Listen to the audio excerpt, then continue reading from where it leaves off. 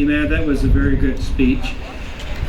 You mentioned the silent majority needs to speak up. Well, I think that's the theme. One of our basic themes for today is the ordinary Canadian must speak up. We, the organizers, are ordinary Canadians, just like you are.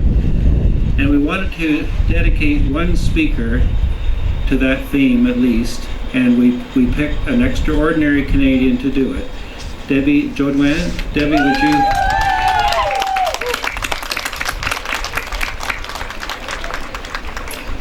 I'm honored to be asked to come up and speak on behalf of ordinary Canadians today for such a great cause.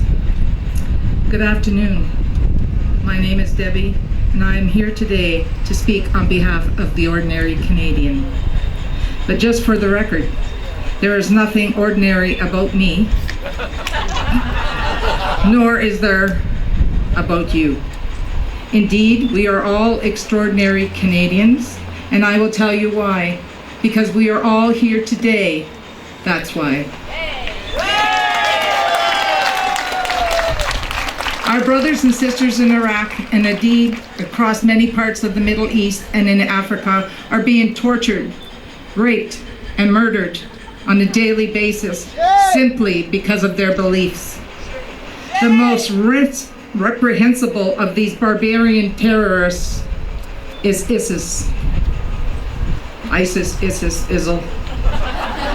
And ladies and gentlemen, we will not sit silently by and let this carnage continue. Babies are buried alive, women given away as sex slaves, and men beheaded or crucified. The victims are minorities, Christians, Muslims alike. It has to stop. And we are here today to ask the government just that. Canada is working with international partners to do whatever is necessary to cease this barbarity. Our Prime Minister and Minister Baird have traveled to a NATO meeting in Wales and to Iraq this past week to see what aid. They have given money, they have given what MP Poliev had suggested, the blankets, etc. And they have given what is needed for the Kurds and the Iraqis to squash this barbaric regime within their country. We also have sent 100 troops, our top-notch troops, in to assist these people. Thank you, Prime Minister. And beyond the slaughter and misery, what is at stake here is freedom. Our basic freedoms of speech and religion. Either we protect those freedoms together, or together we will lose them.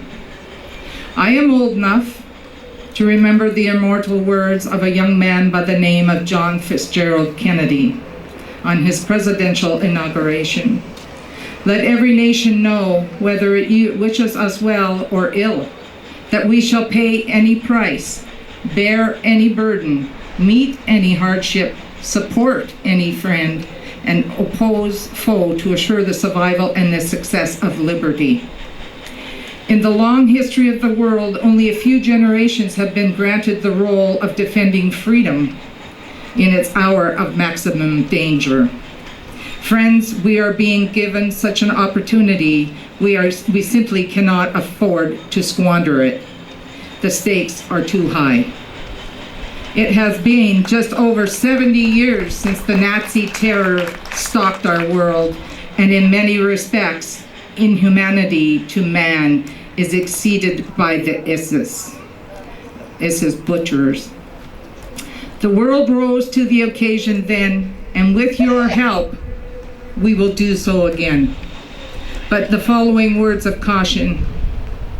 First, they came for the socialists, and I did not speak out because I was not a socialist. Then they came for the Christians, and I did not speak out because I was not a Christian.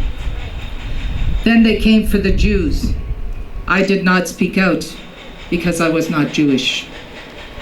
Then they came for me, and there was no one left to speak out. By being here today, we are standing together, standing strong against these barbarians and the atrocities they are committing. We are overcoming our fears, and speaking out together. I'd like to bless everyone here today, and to all our fellow Christians who today find themselves in great peril throughout the world. God bless. We're standing strong with you.